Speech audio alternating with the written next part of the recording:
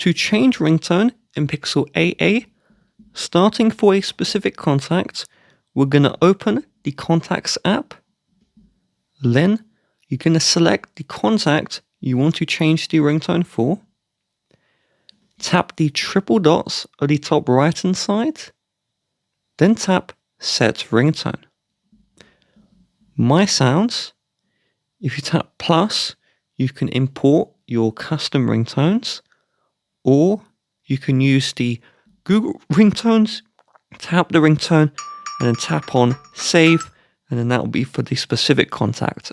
Now, for all contacts in general, excluding those you manually set, you're going to open the settings, then scroll all the way down and select Sound and Vibration. In this one, we see the phone ringtone, and this will bring you to the same menu, so use the early instructions to set the ringtone.